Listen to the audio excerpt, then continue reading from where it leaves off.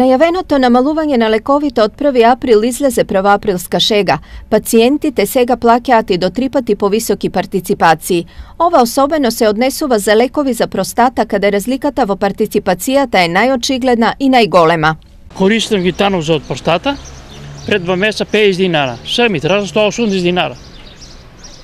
И што ова, 3 аптеки 4 ова.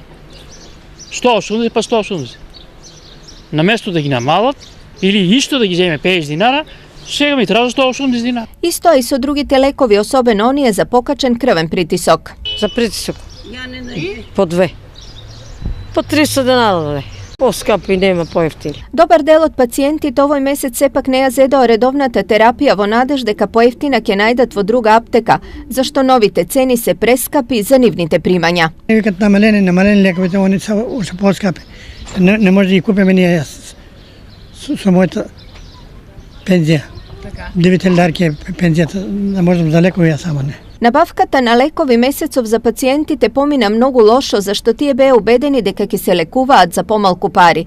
Така пред неколку денови им најави министерот лично, кој јавно кажа дека 40 до 50% од лековите граѓаните ќе ги плаќаат по пониска цена. Според министерот Филипче, опфатени се сите групи на лекови од позитивната листа. За штедите се проценуваа на повеќе од 2,3 милиони евра.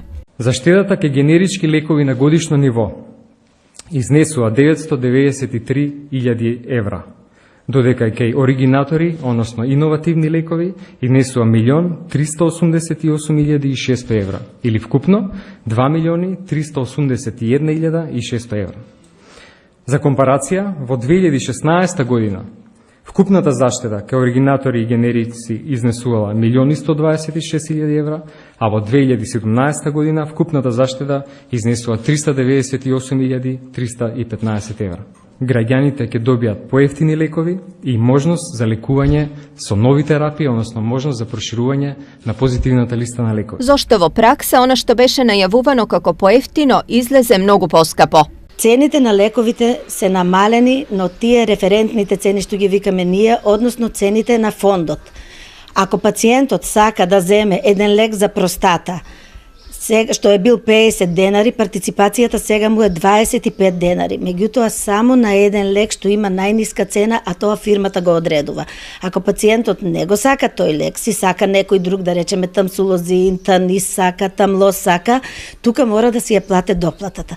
Значи, точно е дека лекот е намален, меѓутоа, тој лек што го намалила фирмата и што се сложила дека ќе биде по таа цена. За секој друг лек, они што ќе го посакаат, да речеме некој пат се врзани за име, некој пат за боичка на кутиичка, тука треба да си ја платат доплатата. Од таму излегуваат тие недоразбирања. Инаку на актуелната состојба со цената на лековите реагираше и партијата Левица, според која ова е резултат на неусогласеноста меѓу интересите на капиталот и оние на обичниот човек, во случајов пациентот.